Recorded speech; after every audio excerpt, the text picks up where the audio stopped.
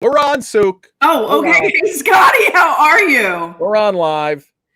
Sook, Can I- you and I, we haven't spoken the entire weekend. I think I texted you once, which is kind of rare, like that we Yeah. actually texted once because we usually text each other a lot. By the way, this text that I'm supposed to send you, is it a text? Is it an email? What would you like me to send it as? Send me a little email, Sook, and then we'll try and pop that up. I'm just sharing the show real quick. Okay, that sounds good.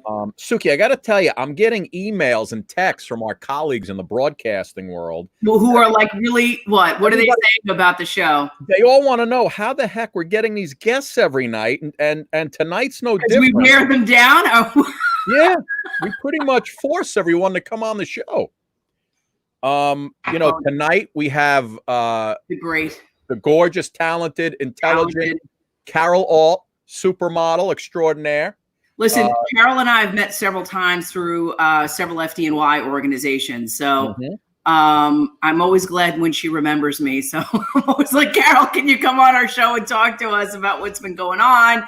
And how amazing were those email exchanges? You know, she was just like, I'm at my mother's. She's just I'm telling you, people, she's just like one of us. I mean, really, seriously.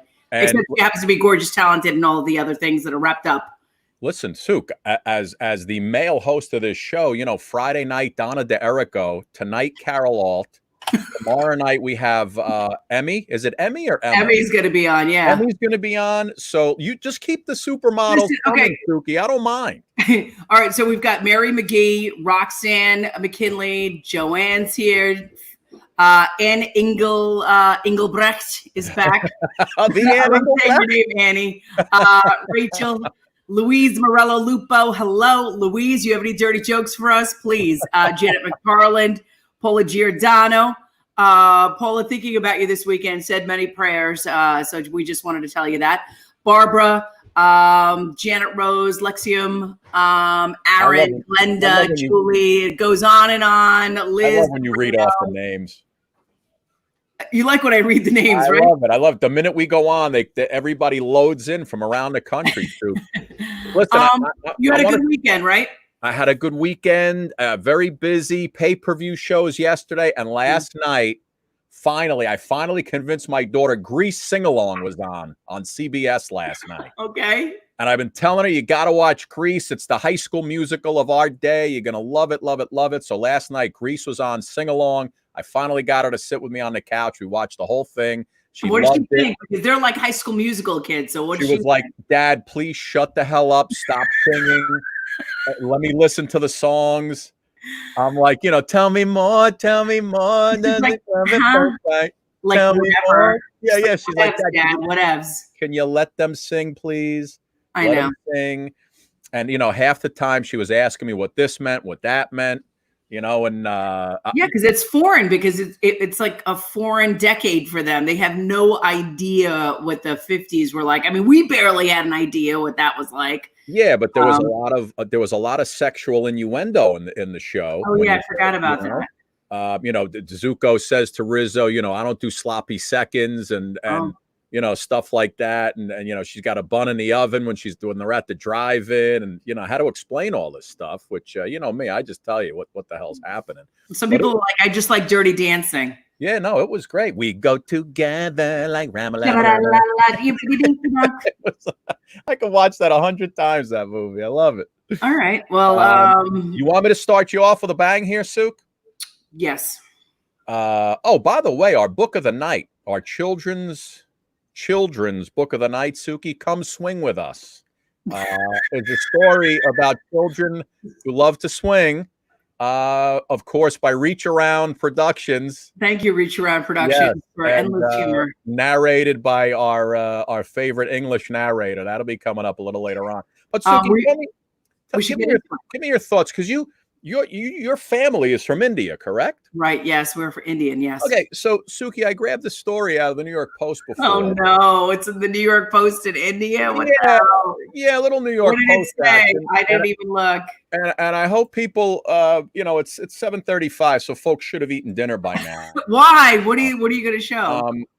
A man. Here's the headline. Charger up his penis. It got stuck in his bladder and had to be removed. What the hell? Tell me how that happens, would you?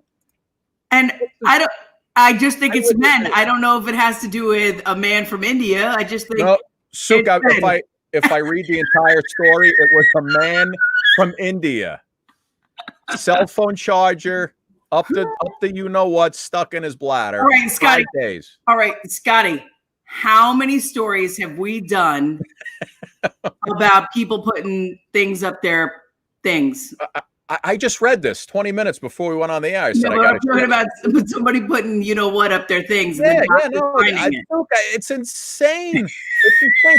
And the guy, and I don't want to show you the whole article. The guy told the doctors that he swallowed ear pods.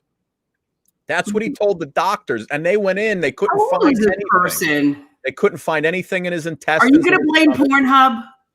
Listen, people are they getting Pornhub goes to villages too. What's going on there in India with you guys? A lot.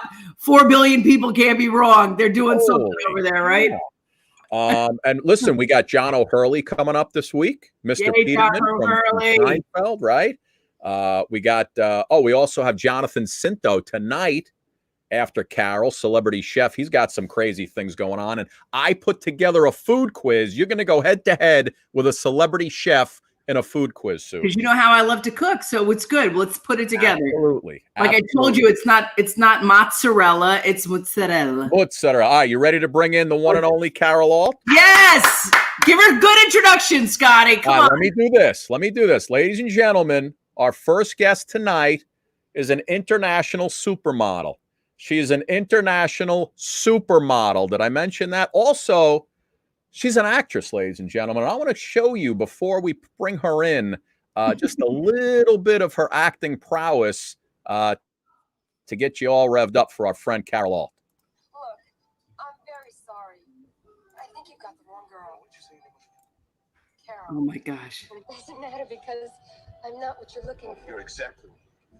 I'm not a model. I want to be a writer. And I'm just here long enough to make enough money to go back to school. So whatever you have in mind, you can just forget it.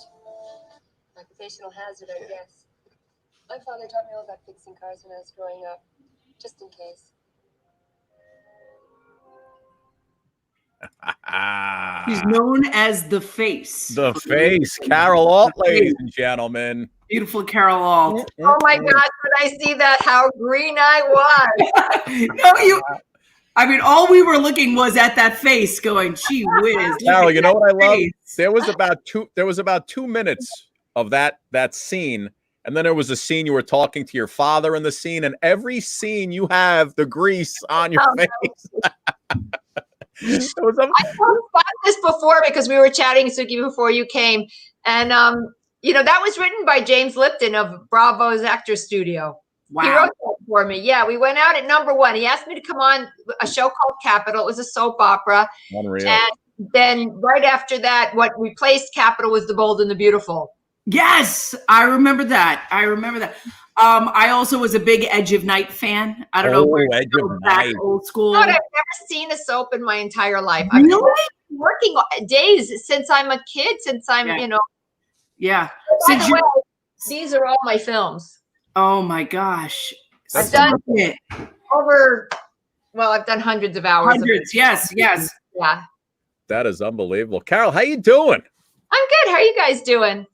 You surviving the coronavirus thing? Holy yeah, man. I'm in my kitchen, so you might see my children and you might see my husband. So I'm sorry. That's okay. My cats have a habit of walking through my computer area. People love seeing the cats and the dogs, so bring them on. Introduce them. They love them. Well, you said you were a very good cook, Suki, but I'm looking at your kitchen. It looks too dang clean. Yeah, it is clean. Okay, Carol, you want to see I just cleaned up from dinner. I made pasta. I told last time John Franco from the Mets was on last Friday. Right. And so I ended up cooking like a big Italian sausage, like sauce, braciole, and I ended up going crazy, really Staten Island. Tonight it was like chicken cutlets and salad and something easy. I wasn't in it today. You know what I did? I drank a little bit this weekend, so I was like not in it. Now, Yeah. here's Oh, the thing. Here's the thing we've learned about Suki over the last 3 months since doing this show. Suki, are you ready for this? I'm ready. He's gonna throw me under the bus, Carol. Suki claims, and I love her to death, but Suki claims that she cooks, she cleans all day long, yet all we see is her husband cooking and cleaning and doing dishes in the background every single night of the week. Wow, you got him trained. Yeah, yeah, we have a deal. I cook, he cleans. He cleans up at the end of the night. That's it. And I take care of the kids. Carol, I'm homeschooling. We talked about this, like parents. In the beginning, they were like, "Oh, my kid could do this. My kid could." Now I'm like, my kids can't do anything. We're happy they're in school. We're happy that they're functioning. Thank you. Yeah. I wonder what the kids think of what's happening today. I mean, this is like nothing we grew up with. Well, my daughter this morning said, Mommy, do you think Corona will be done in 2 years by the time I'm like 9? And I was like, oh, I don't know. I guess so. I said, I'm hoping for, some sort of conclusion, but it feels, today was the first day for New York reentry, phase 1. So it'll be interesting to watch how we were the hardest hit state. So it'll be interesting to see how things kind of climb out. How we climb out of this. Yeah. My wife and I all just to celebrate, we celebrated a re-entry today too, Suk and Kyle. So it was a good afternoon. Did you raise the flag? Did you raise the flag on your pole? What'd you do? Yeah. It was a little re-entry. You celebrated on the moon.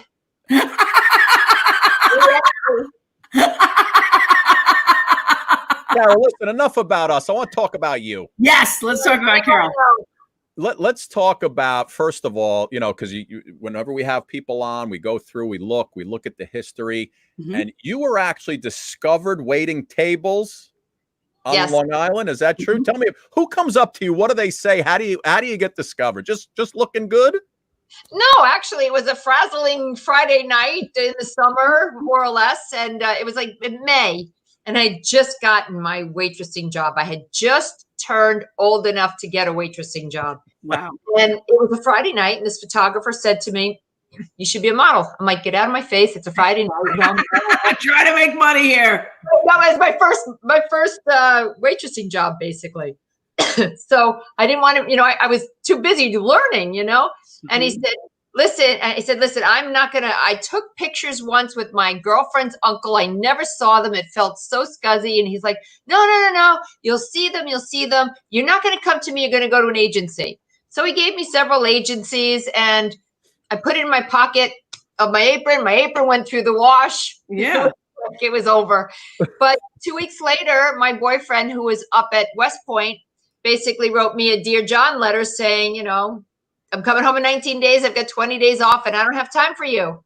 And I said, I don't want to be on Long Island when he comes home, like the jilted ex-girlfriend who's single at all the parties. No way.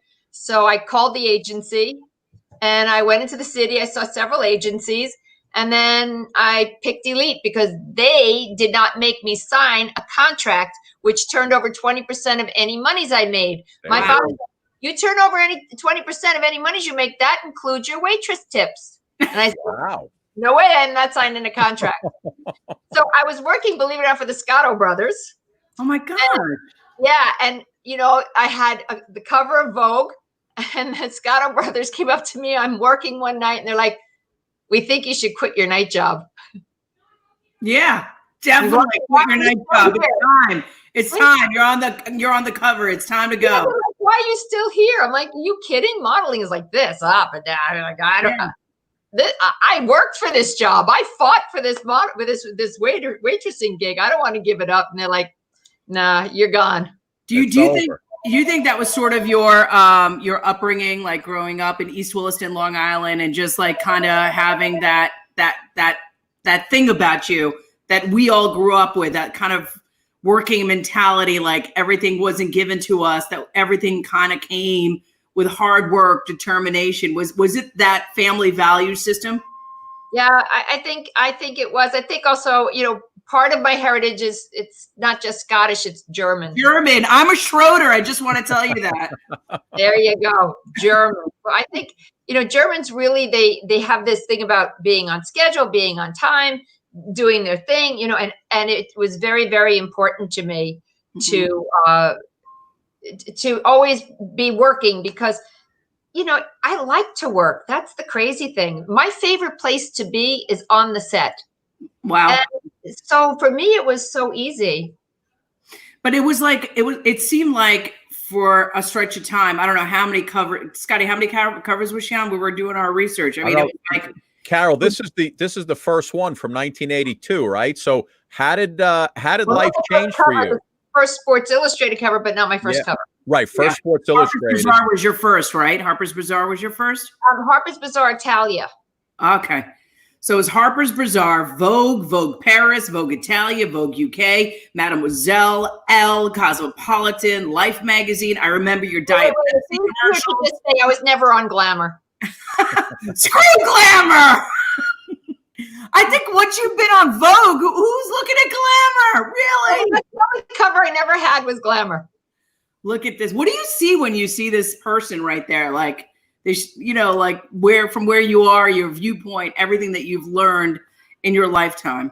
It's funny you would pick this photo because we did the Sports Illustrated swimsuit icon challenge. And do you know how many girls copied that picture? Even a Taco Bell as the bell. I fell off my chair. That is incredible. So clever. That is incredible. It's like when I watch, I've never seen an opening of any of my films.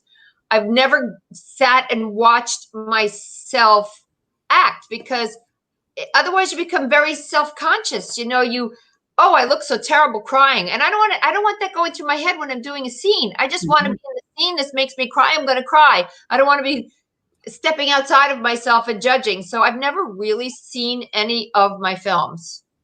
And you're also, what's so interesting is that you took ownership when it came to your posters and your calendars. You were one of the first models to actually produce it. Am I correct?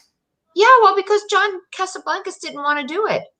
Wow. I sat at lunch with him and he got so upset. He stood up and he walked out on me. And I turned to his vice president, Monique Pilar, and I said, if John doesn't want to do this, how do I do this? And she said, you get a manager. So you can imagine I had to get a manager. No models had managers. Do you remember the Boz? Yeah. Football player, the Boz. Well, Brian Bosworth. Yeah. Brian Bosworth. Yeah. He had a great poster. And I just went to his management team and I said, I need to do this poster. And I did 5 top selling posters. I don't know how many calendars, 6 or 7. Wow. And the first exercise videos done by models. I mean, Jane Fonda, of course, was first, but I was the first model to do it. And we sold over 400,000 copies through Cosmopolitan magazine only. So these, for me, it was always, I don't know, I guess I liked my job so much. I really just tried to do things so that I could keep working. Because at that point, at 25, you are out. Yeah. And because they wanted new and fresh faces. Now it's another world because now they want established stars, celebrities, people with reality shows. They don't want new faces. They don't want to have to make you a star. They want to use your star power to bring their magazine up or bring their show. It's like a whole nother world now. It's kind of famous now. I don't think it would have happened. It's kind of interesting that they just want something already established, and like the young people are really, there's no way to break into the market if you unless your dad or your mom is like somebody famous. I mean, nothing against any of the young girls, but they really, their parents sort of paved their way, gave them a name, and then of course you have to have the talent. I'm not taking that away, but that only opens the door. Yeah. Once the door is open, you have to keep it open. Right. So, girls like Gigi and Bella Hadid, okay, they got famous on, when they were kids on their mom's show, but they've kept the door open. Oh, and they've blasted it open. They've gotten to the stratosphere. I mean, right. Don't deny it, but would they have made it if they didn't have that boost up? That's the question. Yeah. Because this point, the only way to make it is if you get hired by Sports Illustrated or you do Victoria's Secrets. Yeah. If you don't have a show, I'm talking about, just like a girl like me, a fireman's daughter off of Long Island. If you're not hired from Victoria's Secrets, and now Victoria's Secrets is in trouble, so yeah, who even knows? I have to ask you, for sports fans all over New York. You used to be at the Ranger games all the time at MSG. And I even remember going to one, because I wasn't a big Ranger fan, so I wasn't at the Garden a lot. But I do remember, and I used to see it on the news all the time, that when Carol Alt got up to walk to the concession stand, everybody got up. Where Carol Alt got up to go to the restroom, the place just went berserk. And I mean, you had to know that was happening every time you got up, right? Oh yeah, and because I would get swarmed by fans, and sometimes it felt a little overwhelming. But do you know what the really funny part was? What? Not against the glass, right behind the opposing team's goalie, right. And the sound would echo off the glass, so I always couldn't tell what they were saying. So there were two chants that sounded alike. One was when they were screaming at the ref, they would go, "A-hole, A-hole." The other one was Carol. Carol. I didn't tell the difference. I always had this terrible fear. I would stand up and wave, because they wouldn't stop until I stood up and waved and acknowledged them. Right. Had this fear they were going to go, I remember going to the one or two games, and I remember you got up, beautiful as ever, and people start whistling and chanting and clapping, and I'm like, what the hell's going on? Carol Alt just went to the bathroom. I was like, Carol Alt just went to get a soda. I mean, it was great. Is something big happened, Scotty? No. Carol just went to the bathroom. Don't worry, it's okay. Yeah, nobody scored. Carol just went to the ladies' room. Now they probably boo me because I'm the first female owner of an NHL hockey team, and that happens to be the Golden Knights in Vegas. Oh, nice. Wait. Oh, you are part owner of the Knights in Vegas? Wow. NHL owner, yeah. Can you imagine? Listen, so very nice. And listen, first year in action, not too shabby, right? They were in the finals. Yeah, we went to the Stanley Cup. Oh my God, that was unbelievable. So what was that like, being on the now you're the owner, you're going to the Stanley Cup. I mean, obviously a lifelong hockey fan. What the hell was that like? And being the first female owner. It was it was so exciting and unbelievable. I mean, we kept saying, "Can you believe this? Can you believe this?" And of course, we're up against Ovechkin. And my boyfriend at the time was Alexei Yashin, a Russian hockey player who's like, "We got to beat him. We got to beat him." But he knew, Alexei, he was watching it, and right in the middle of the first period, he said, "Oh," and I went, "Oh no, I know that. I know that hand to the head. We've lost." Well, Carol, the great thing about when the Vegas Knights came in, and correct me if I'm wrong, because I'm not a big hockey guy, but I do cover sports a little bit. You follow stuff. It wasn't like an expansion team that got like the dregs of other teams to be on their team. The Vegas Golden Knights picked up like really good players from other teams, right? So it was a new team in theory and in name and in city. But as far as the players on that team, you had some pretty solid superstars, right? Well, I have to thank George McPhee, because I've known Georgie since he was a player with the New York Rangers and going to law school at night. Can you imagine? He was going to law school. So he would play a game, come out, have a quick bite to eat, and then go home and study. I mean, I just respected him so much, because he was so looking out for himself for after hockey was over. Him and one of the Maloney brothers, who went on to be a great financial guy. But so he put together an amazing team. And here's the kicker. He was fired from Washington. Who do we play in the playoffs? Washington. How ironic was that? Course, so he's playing against his old team for the first time. They're in the Stanley Cup Finals against him. It was unbelievable. You guys came up a little short, but Ovechkin, I mean, the guy he played like he was, floating on water there, and it was unbelievable. No, that's great. Player. And great listen, player. known Alex for a really long time. Yeah, hopefully the hockey season can get a little something in this year, but nothing looks great right now. I just think we all have to sigh a collective deep breath, and I think it's our panic that's making this so hard. I personally was in touch with my inner hermit. I just liked the free time to wake up late and rebalance my head and remember what was important. I think we run and run and run and we forget what's important. I rescue animals, and getting food for them became extremely important during this time because we had to feed animals, so at Denise's rescue. And it was just an amazing time to recuperate and regroup. And remember, Suki, you said you were homeschooling. I see your daughter. She's so cute. She's running around there. Unicorn. Is that unicorn? But this is what we miss when we're moving, is those funny moments. I've got a cat sleeping by my feet. Oh, come here. Say hello to Carol. Say hello. Say hello to Carol. You want to ride my unicorn? Okay, well, say hello to Carol. Say hi, Carol. Hi. Shyla, I find it kind of interesting how you ride the unicorn every night at this particular time. Because I like to. I find that very interesting. This is her cameo. Come on. She likes to make an entrance. Good. He's a smart cookie. She knows. Yeah. And Carol, listen, we have famous people, remember? Yeah. She's listening. Talk to us about Celebrity Apprentice 08. Oh my gosh. I knew you would say I knew I'd get an oh my God out of that one. Come on. What was that like? Was it fun? To be in the finale.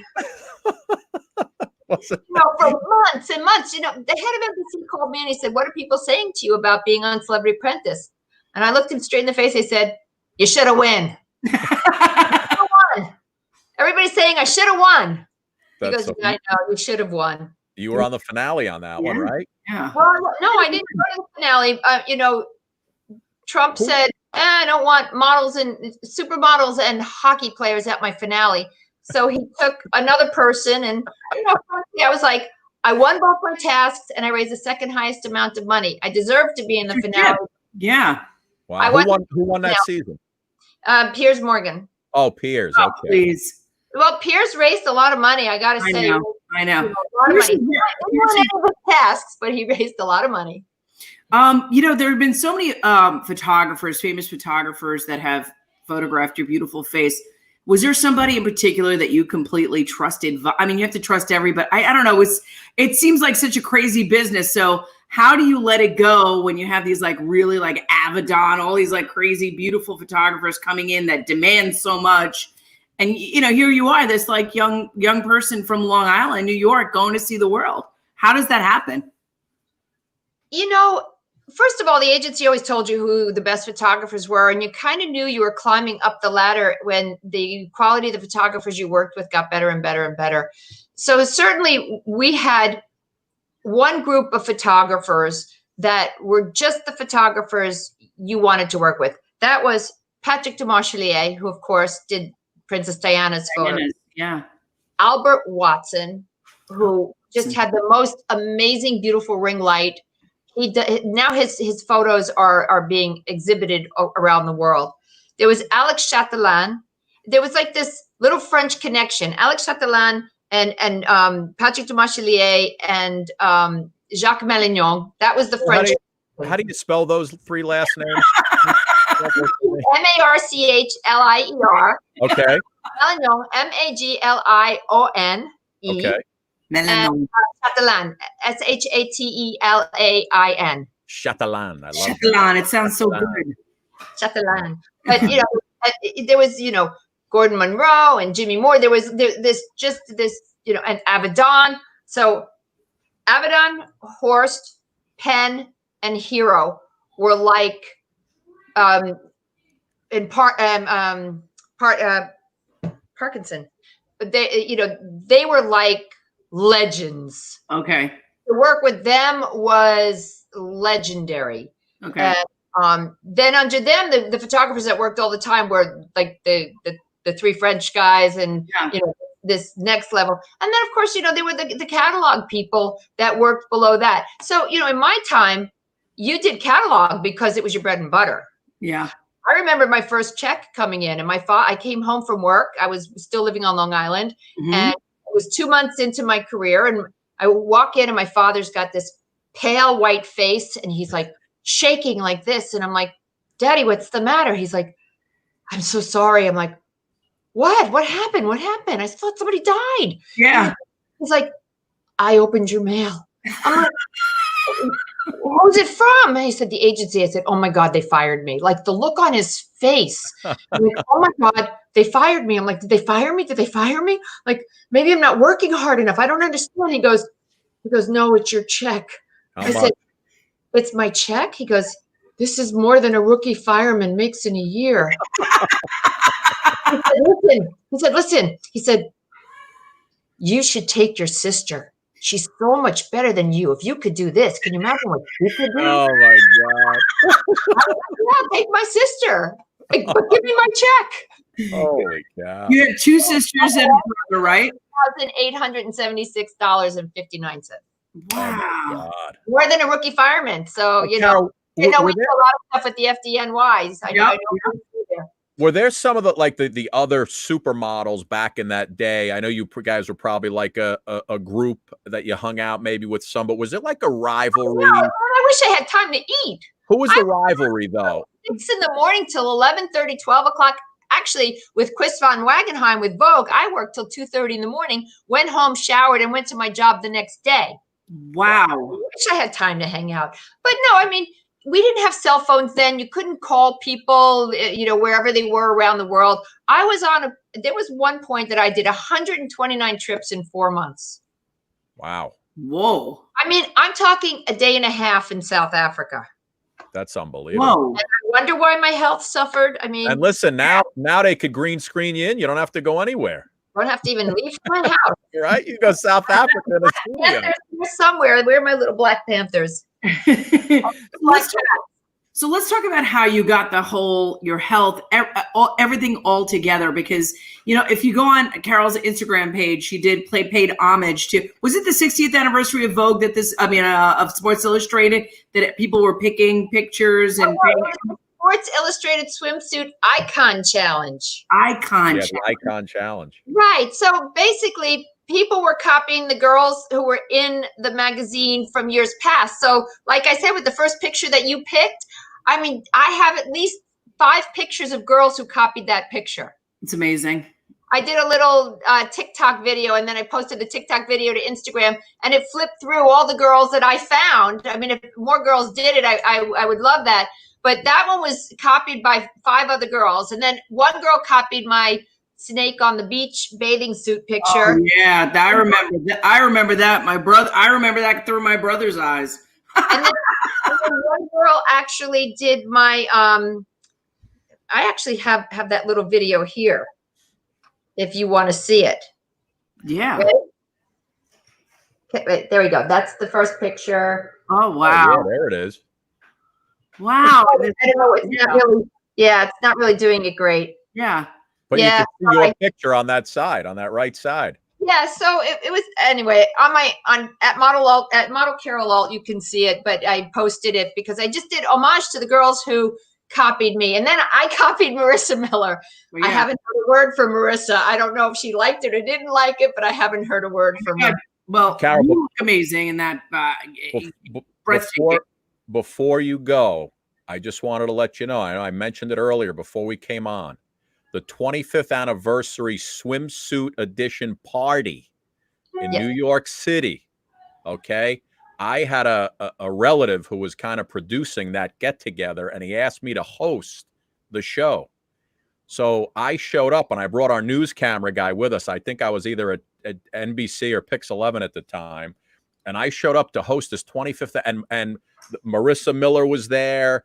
The one who was one of them, I can't remember. She was dating Leonardo. About the 50th anniversary. No, I think it was the 25th anniversary. It was 1992. Marissa Miller was like 10. No, then maybe it was it the 50th? When was 50? Like 5 years ago. That's possible. Maybe it was 50. Maybe it was 40. It could have been 40. I don't even know. Well, no, it's the 25th and the 50th. The 25th was like in 94. Uh-oh. That's Marissa the shot. There it goes. That's Hey, her. I sent that to you in your email. I know that you had asked me for it. Oh, okay. Yeah, that's the one. Yeah, so that's I copied Marissa Miller. You know, and frankly, everybody's like, "Why did you copy that one?" I said, "Well, it's the only one I had beads in the house. I didn't have." I had to just. But anyway, I was bottom and some beads. I figured, well, if I put beads on my body, I would not be looking like that. I will just say that right now. That is crazy. I mean, is this? I mean, like, can we say your age, or is that like so? Everybody can Google me. Well, I mean, Carol, I've Googled you many times. Don't you worry about it. You Googled me. That's different. But you know, I walked into this party, Souk, and it had to be 50 of them. Like, it was all models from the magazine. And I was surrounded by like 50 of the most beautiful women in the world. I thought I was going to faint. I swear to you. I didn't know where to turn, where to look. That was the 50th girl, so that's the 50th anniversary. Yes. Brooklyn Decker was there. I remember. Yeah. Because those girls in 1992 were like 10 years old. Okay, so maybe it was the 50th anniversary, but I got to host that party, and I walked out of there, and I thought my head was spinning from all. Yeah, well, we had a great time, and the girls were all so nice. Even the young girls, they kind of were looking at us, trying to see what we look like, because they were trying to picture what they were going to look like when they were our age. You know what I mean? It was kind of like that kind of thing. Unreal. Can I ask you a question as to how you put it all together? Like, because at this point of the game, like as you get older, and I'm 48, and I feel like I feel like everything at some point is just falling apart. I mean, how did you say, you know what? Health first, mind, body. I'm going to make that connection. This, I'm going to redefine it for myself. And how do you continue to redefine beauty, redefine who Carol Alt is going to be?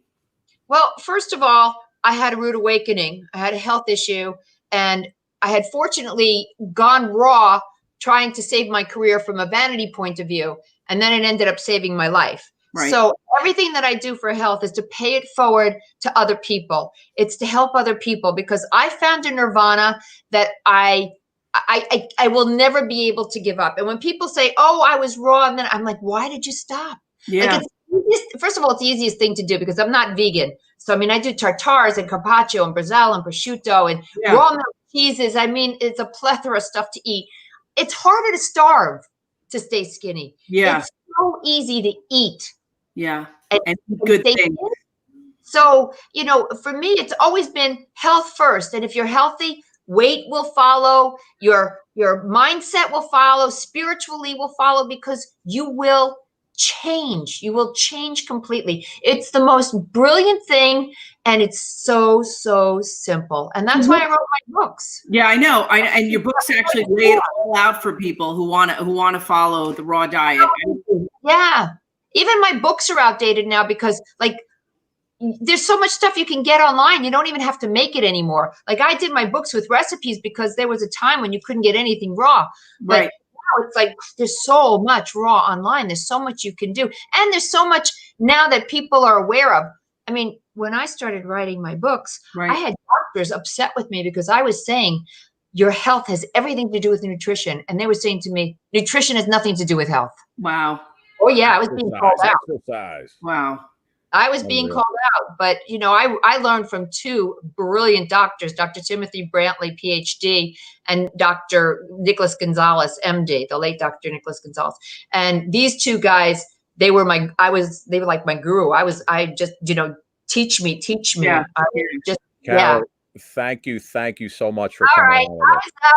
Carol, come back on. I feel like you're like, whenever I meet you, I feel like you're my girlfriend. Like, there's something just so magnetic about you. And you are just like, I think to fall in love with Carol Alt is so easy. It just really is. You're It the sweetest ever, Suki. really is. It really is. I know you got Jonathan up next, and it's already, it's 8:10. Let's go. Oh, don't worry. But and Carol, I feel like you're my girlfriend too, so I'll be calling you later. Dinner on Friday. Dinner on Friday.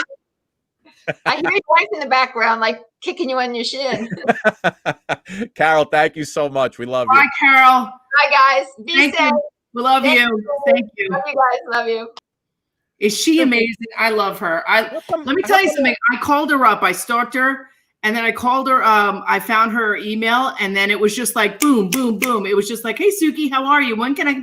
She is just that person, Scotty. I love her. Yeah, no, she's great. She's great. Beautiful. I mean, so smart. Wow. And such a great career and just, timeless. And continuing to constantly reinvent herself.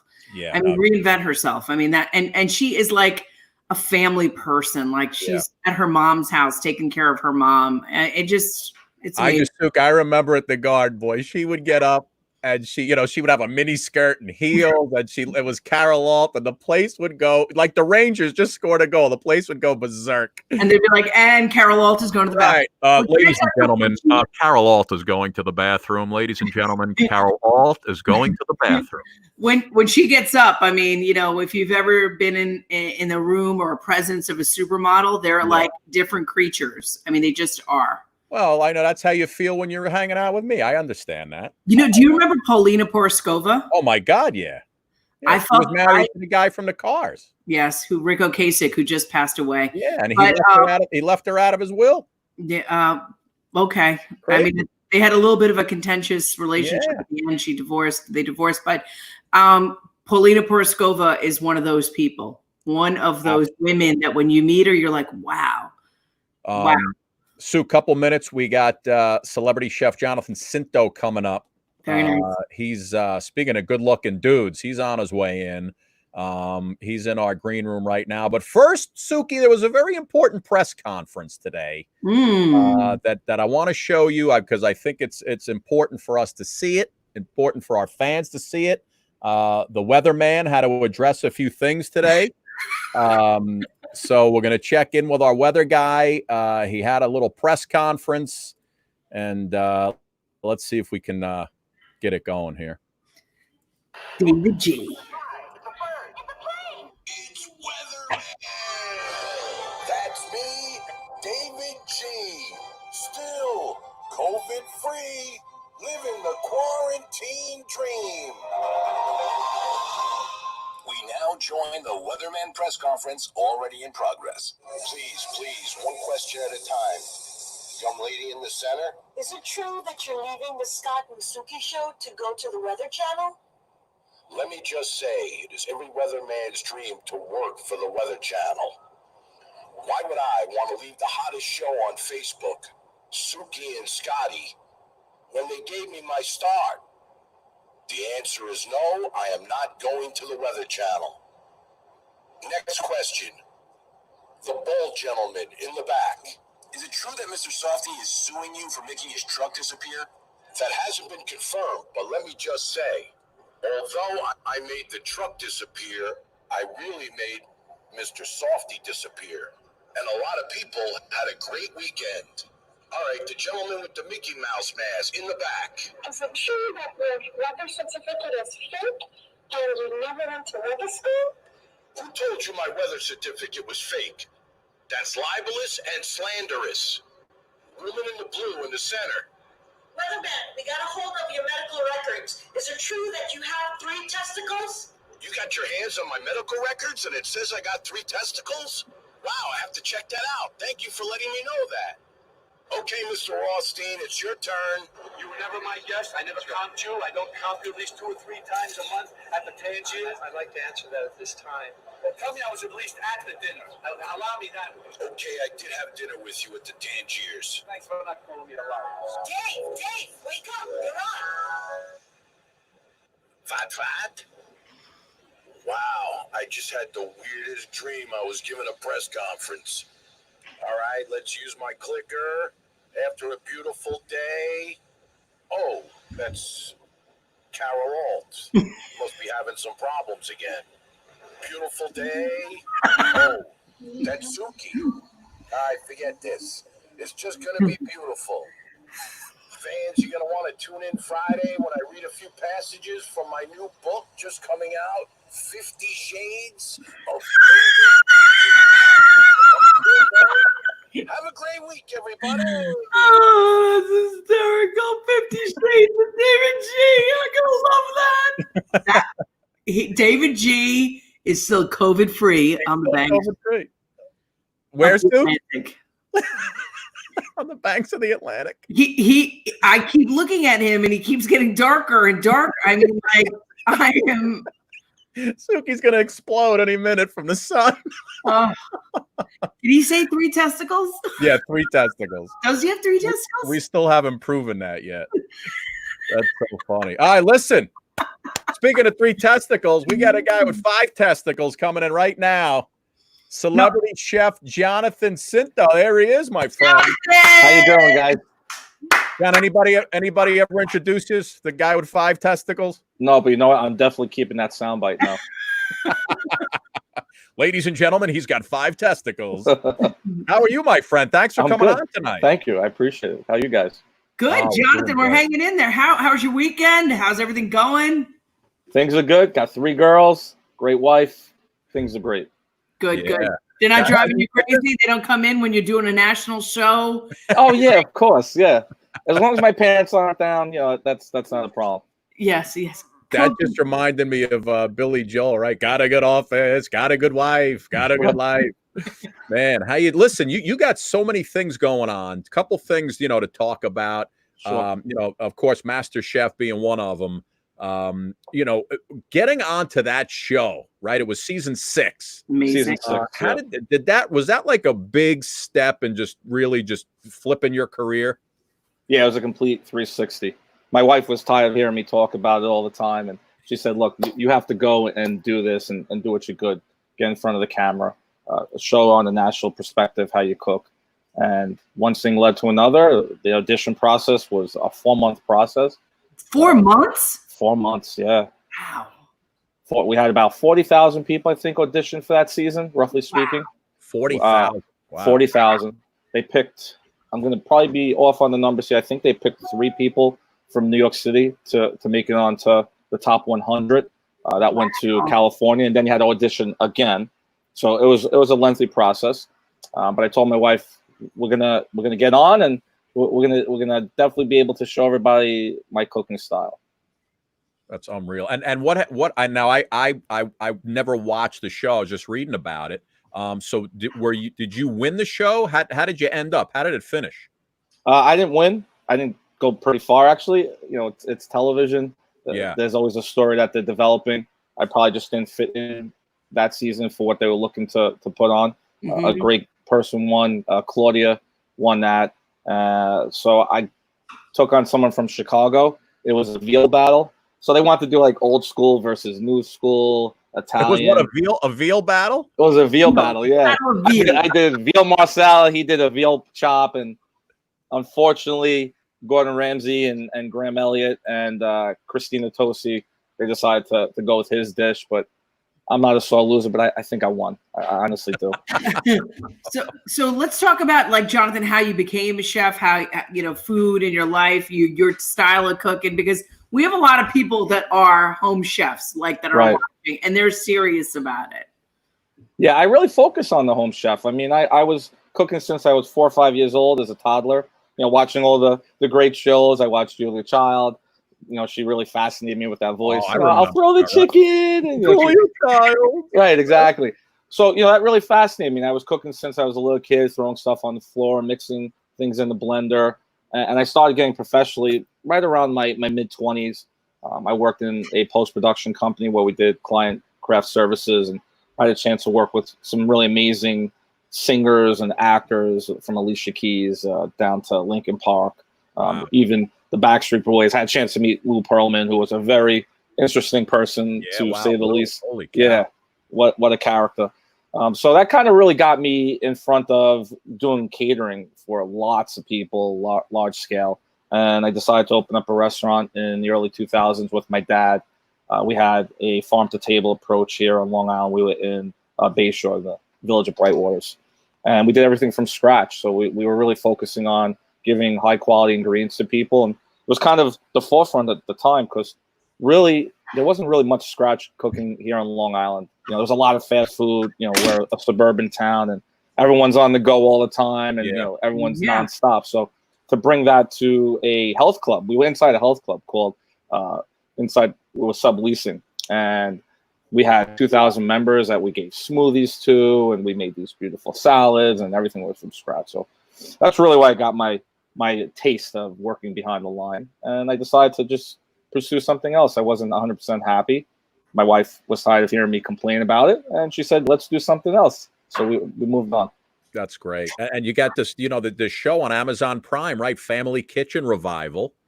Yeah, Family Kitchen Revival. How many episodes of that now? We have 8. We have 8 that are covering also on Long Island that we shot it. Families that have been through extreme hardships, financially, mentally, physically, even financially. And we had a chance to go in there, let them cook with myself, and they use that meal to give back to the people that helped them through their really extreme tough times.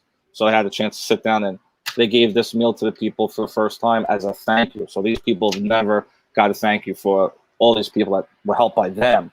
So it was a touching thing. You know, you're letting people use the power of food to heal. So that's really was something that I was really confident it was going to do well and help these people. Yeah, so I was reading one of the articles, you know, using food to ease grieving families, and I mean, do you find that I mean, how well does it work? And the families who are grieving, what are they grieving from? A recent death?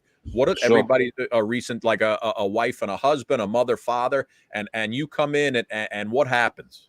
You know, the word grieving is a mixed bag. It doesn't always have to be associated with death. A lot of people have in the show, it could have been cancer, breast cancer. It could have been a bullying situation. We had someone that had brain cancer. Suicide was one of them that we dealt with.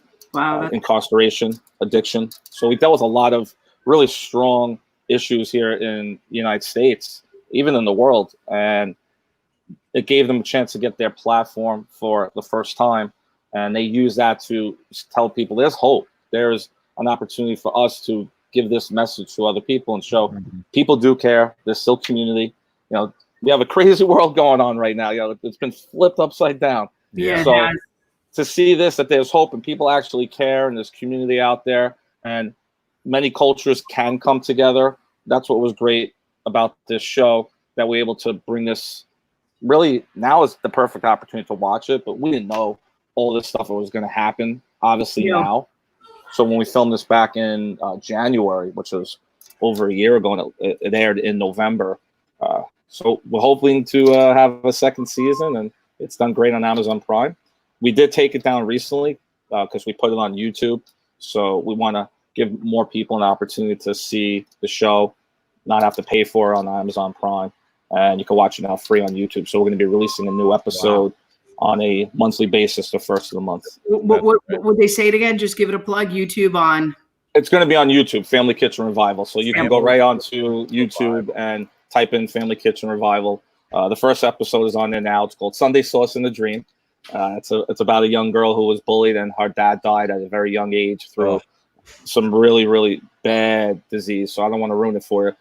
But it's a great episode. And you're using family recipes to share your love with other people. And that's what gave them the healing process, because they're in the kitchen cooking. It's a stress reliever. And I think, I think we've seen how food connects people. It brings people to the table. It gets conversations started. And I think you can, and Carol was talking about how food healed her.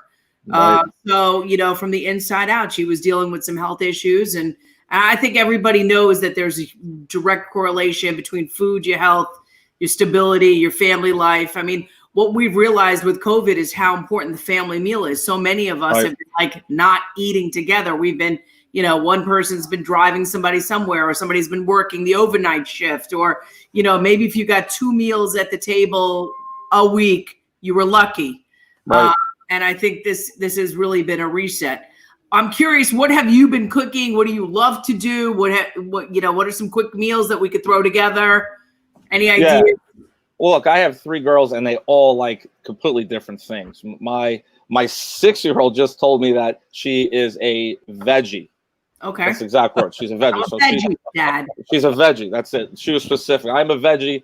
And I said, that means no more McDonald's. And she went, nope, which we'll see because, they want the toy and the Happy Meal. So that's the only reason why they get that. So it's very mixed bag because my father lives with us and he has some health issues. So I really have to make many different dishes, but we try to keep it clean. We don't want to open up a can for anything unless it's tomatoes that we have to take out. But everything is made from scratch.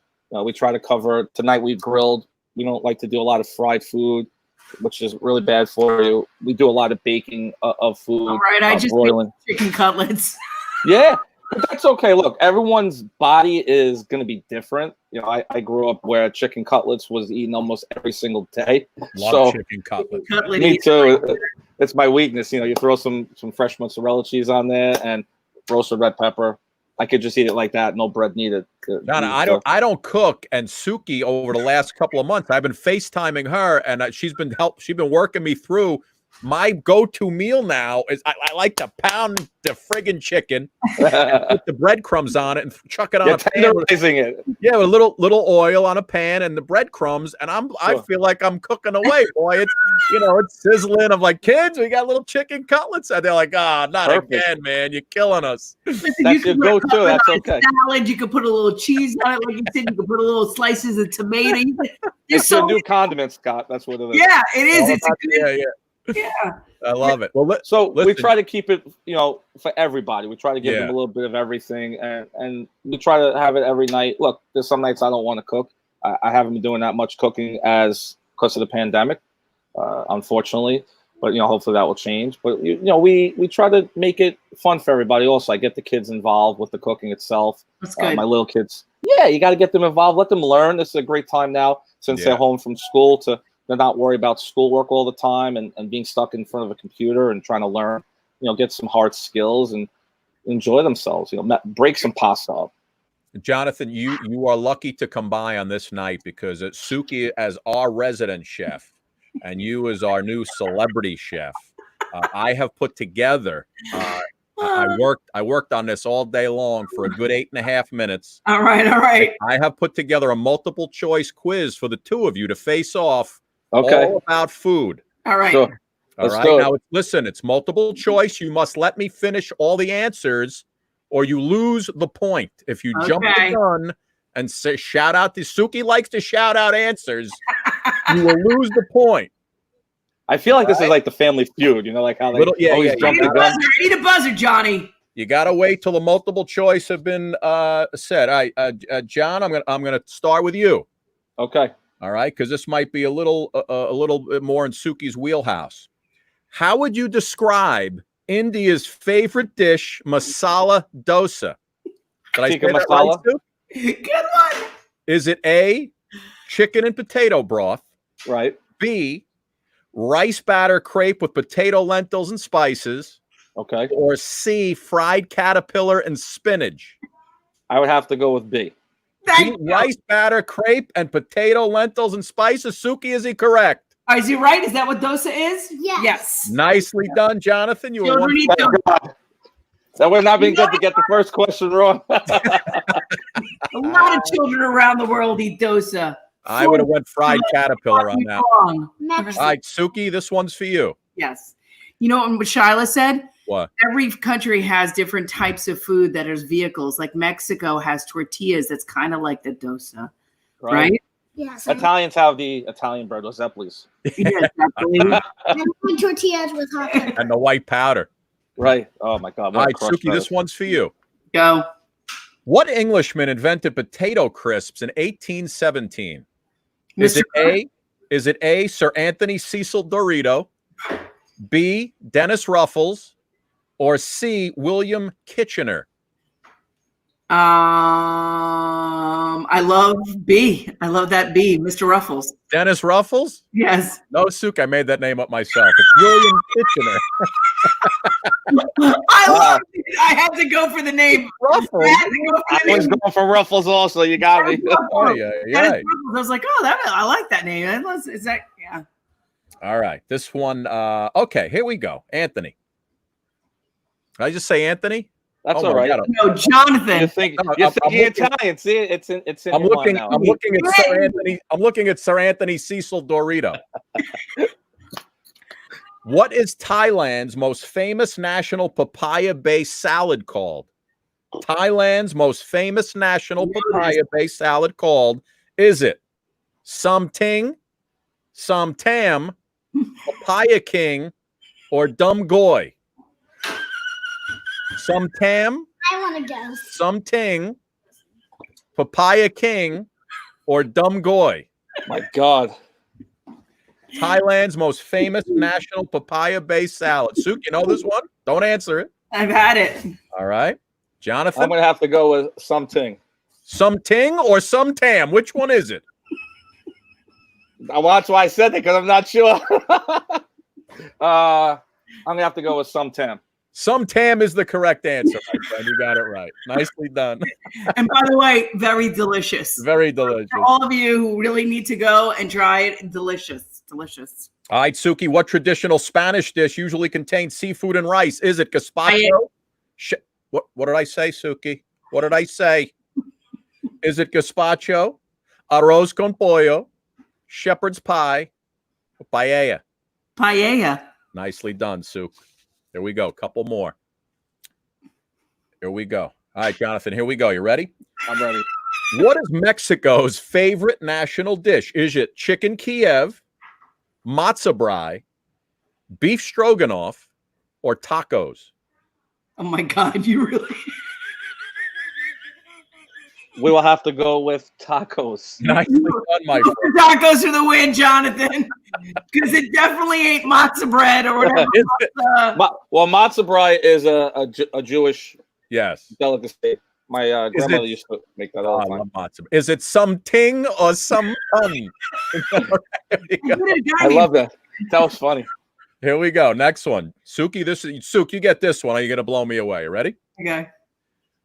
Let me finish the answers. The German sweet treat marzipan. Marzipan is made from what? Sugar and flour, beef and licorice, ground almonds and sugar, or Boston cream. Ground almonds and sugar. Nicely done, Sukanya. 2 more to go. Next two are fairly easy. I know I'm gonna get something wrong. I know. I just feel like this one, 3 multiple choice on this one. I think you'll get it. You ready? Sure. The Middle Eastern food made from chickpeas, garlic, lemon juice, and tahini is called A, humdinger, B, hummer, or C, hummus. C, hummus. Nicely done. And Suk, last or things that you like to get on a Friday night. A hummer.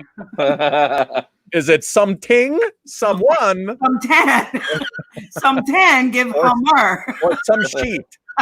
We could go back to the 5 testicle one as well in the beginning. I like the 5 testicles, Jonathan. Bring it back. Bring it back. That's funny. Here we go. Last one, Suk. What favorite Italian dish is also enjoyed by the cartoon cat Garfield? Is it Mice Krispies, pasta fagioli, lasagna, or regatta cheese?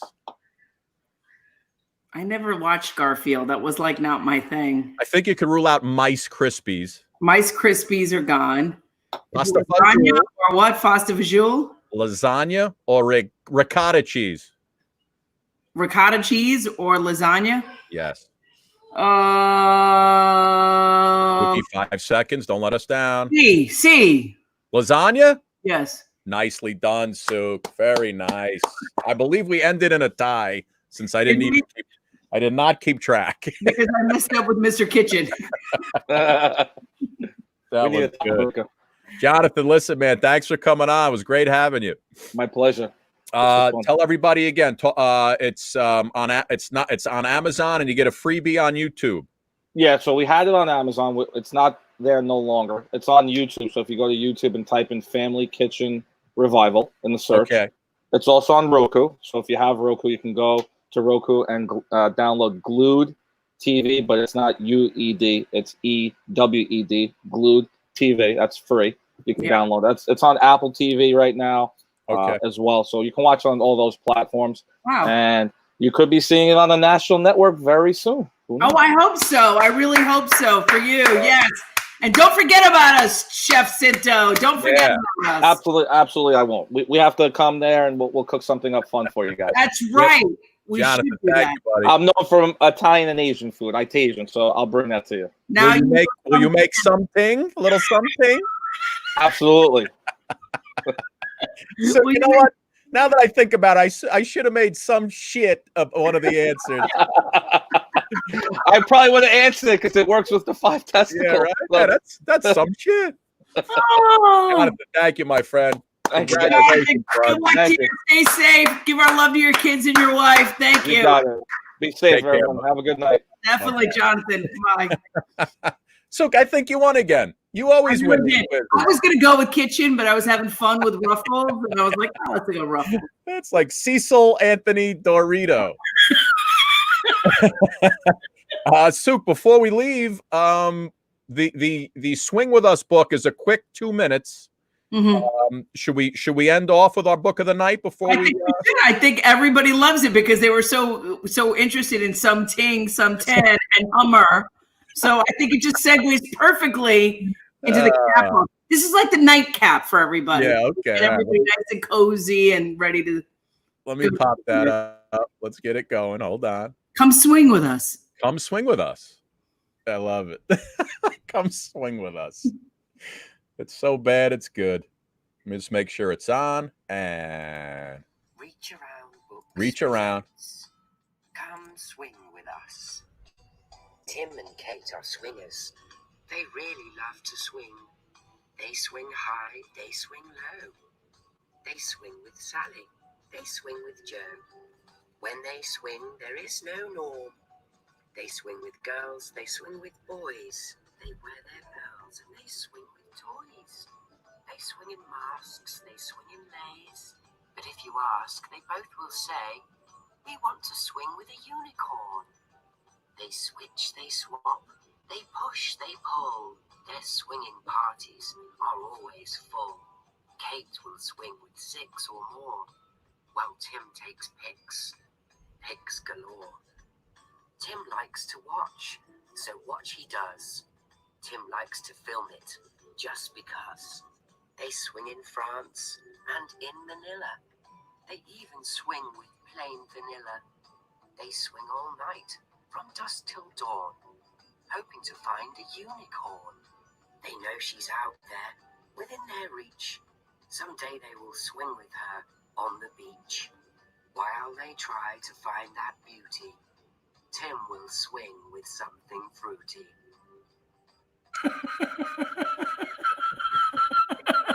You know what I love?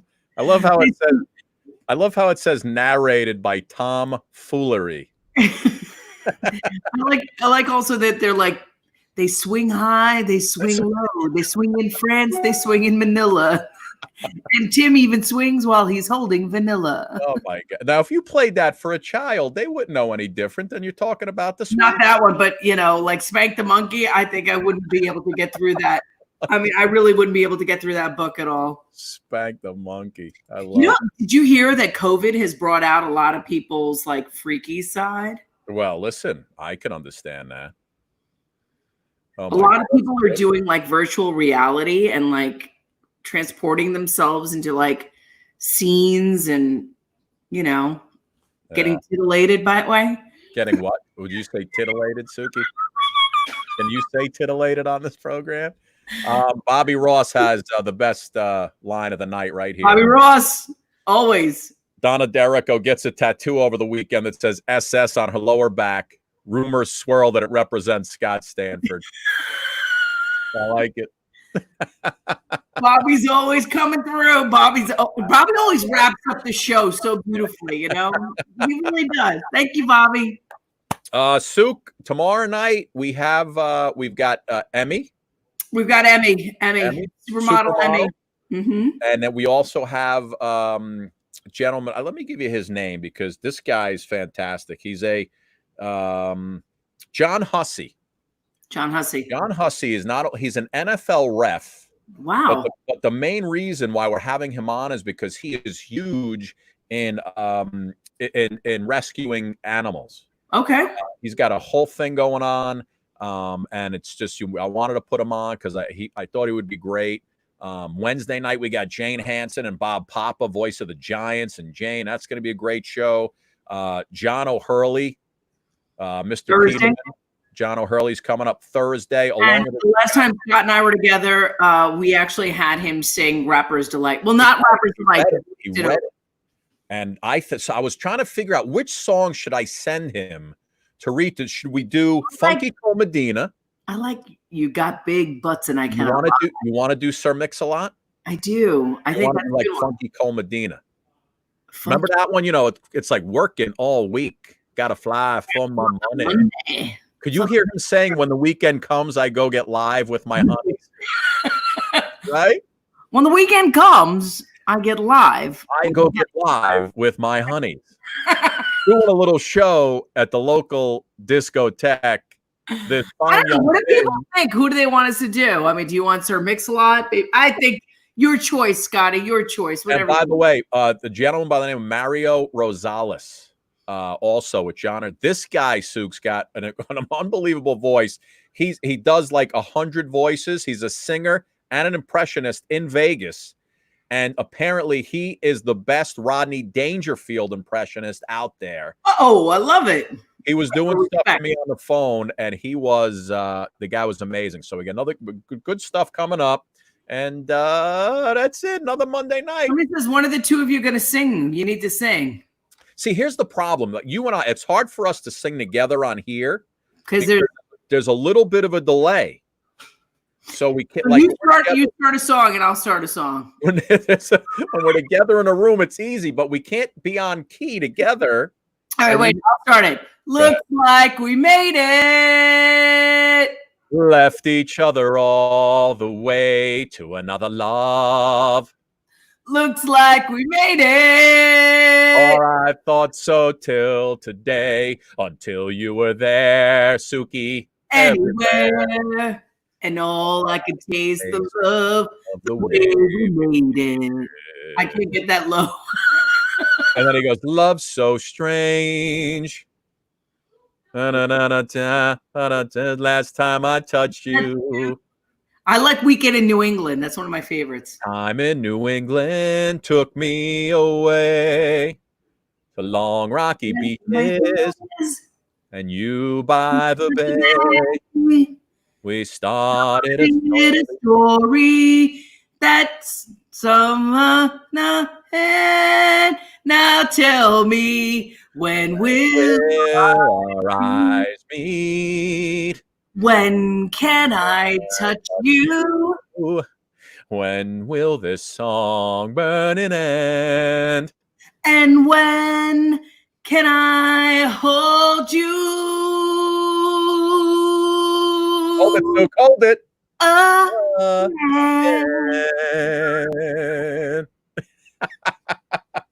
that wasn't bad. Delay wasn't bad on that one. I know, because we were doing like the you first. No, you first. Hey, you know what, Joan? Don't quit your day jobs. You know what? We don't have day jobs. So Joan, we don't have a job.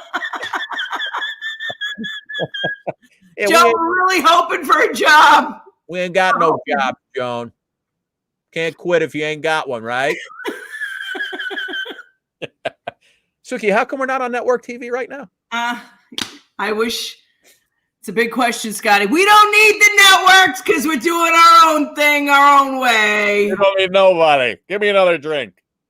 That's so funny. All right, listen, I had more stuff for you, but I'll save it for tomorrow. Yeah. Save it for tomorrow. Well, look, Lori Ann said it was great. Sharon loved it. Oh my OMG, Louise Morelli Lubo. You both sound touched right now. Thank you, Louise. You both sound like you're on the spectrum right now. Irene said, have a good night. Lori Ann says, we love you. Carol, Indianapolis, Indiana, in the house. Wow. All And right. Suk, the one thing I took out of tonight, I'm very happy that the Weatherman is not moving to the Weather Channel. He will be staying on. You know what? I was Yeah, hoping because Suki and Scott he's show. blowing up. He's getting big. David G, COVID free, but you know he's our property for now until he gets his own show and just creates his own thing. Yeah, don't we own the rights to his name? I think so. Just saying. Unreal. All right, Suker. I'll see you tomorrow. All right. Bye, everybody. Thank you so much for watching. Long weekend. Was it a long weekend? It was a long weekend for me. Is it still the weekend? I don't know. It was so beautiful. It was beautiful today. Oh, today was gorgeous. Gorgeous. Can we keep it? I hate when it gets too hot too soon, you know? Yeah. I like these days like this. Anyway, love you. Babe. Bye.